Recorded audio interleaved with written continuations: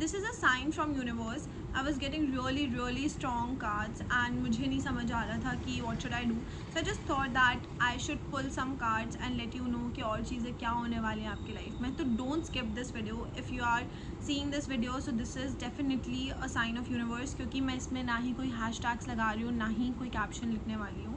So it's very clear that अगर आपको ये वीडियो आई है तो यूनिवर्स आपको खुद गाइड करके इस पेज पर लेके आया है. So let's see that what is the guidance for you.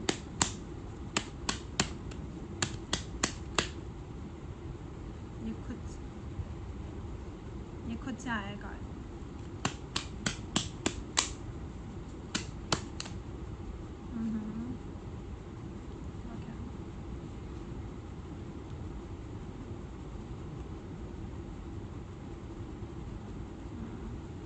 सी मेरे पास आ रहा है कि अभी आप बहुत ज़्यादा फ्रस्ट्रेटेड बिहेव कर रहे हो. ठीक है, आप बहुत ज़्यादा अपने आपको बिजी करने की कोशिश कर रहे हो. कुछ चीज़ें हैं आपकी लाइफ में जिसको आप अवॉइड करने के चक्कर में आपको लग रहा है कि अगर मैं खुद को बहुत ज़्यादा बिजी रख लूँगा या रख लूँगी तो मेरी लाइफ थोड़ी सॉर्ट हो जाएगी. ऐसा नहीं है. आप अपने इमोशंस को सप्रेस मत करो. आप क्यों कर रहे हो अपने इमोशंस को सप्रेस? आई कैन सी कुछ बिट्रेल हुआ है आपके साथ. किसी ने आपको धोखा दिया हो सकता है, बहुत प्रॉमिसेस करके छोड़ दिया हो, या फिर एक्चुअली धोखा दे दिया हो.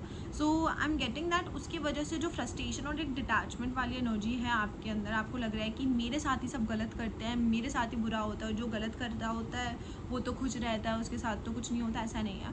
देखो, एक कार्मिक रिलेशन होता है, राइट. हमारे सबके साथ, हम हमारे पेरेंट्स के साथ है वो भी एक कार्मिक रिलेशन है, हम किसी और के साथ है वो भी कार्मिक रिलेशन ही होता है. बट आप उसको कैसे डील करते हो उसको बहुत इंपॉर्टेंट है वो चीज़. ठीक है, तो अभी ना इतना ज़्यादा खुद को सप्रेस मत करो एट दिस मोमेंट कि आपको लगने लगे कि चीज़ें मेरे लिए बहुत ही ज़्यादा बुरी हो रही हैं. कहीं ना कहीं आई कैन सी आप वापस बैलेंस आउट कर लोगे सारी चीज़ें. आपके लिए सारी चीज़ें बैलेंस आउट हो जाएंगी. आपका रिलेशनशिप, आपका कैरियर, आपका सब कुछ सब बैलेंस आउट हो जाएगा. But you have to trust the process. ये जो जल्दबाजी में आप डिसीजन ले रहे हो हर चीज़ के कि नहीं, मुझे इमेच्योरली डिसीजन ले रहे हो.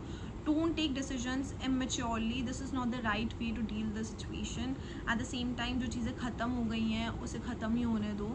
मत फोर्स करो चीज़ों को, क्योंकि आपकी एक आदत है, यू फोर्स थिंग्स. आप वापस पीछे चले जाते हो, आप वापस उस डिलेमा में चले जाते हो, आप सोचने लग जाते हो. Please don't overthink, don't go back to things which have ended, because बहुत ही अच्छी चीज़ की वजह से वो ख़त्म हुआ है.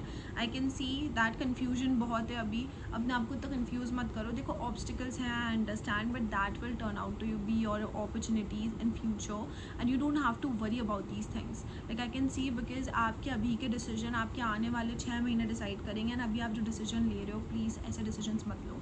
अगर रिलेशनशिप है ख़त्म हो रहा है, लेट इट गो. जॉब छूट गई है, लेट इट गो. जो भी चीज़ है, जस्ट लेट इट गो. अच्छी चीज़ें आ रही हैं. आई कैन सी फ्रॉम जुलाई चीज़ें बहुत अच्छी हो जाएंगी आपके लिए. Second phase is going to be very good. But अभी जो ये फर्स्ट फेज़ है ना, ये आपका टेस्टिंग फेज़ है. और अभी आप जो डिसीजंस ले रहे हो, आप यूनिवर्स के अगेंस्ट जाके कुछ चीज़ों को रीस्टार्ट करने की कोशिश कर रहे हो, जो आपके नेक्स्ट 6 महीने को भी डिसाइड करने वाला है. सो इतना है कि ट्रस्ट द प्रोसेस, इतना ओवर थिंक मत करो, एंड सारी चीज़ें ठीक हो जाएंगी. Thank you so much for watching. Bye bye, take care.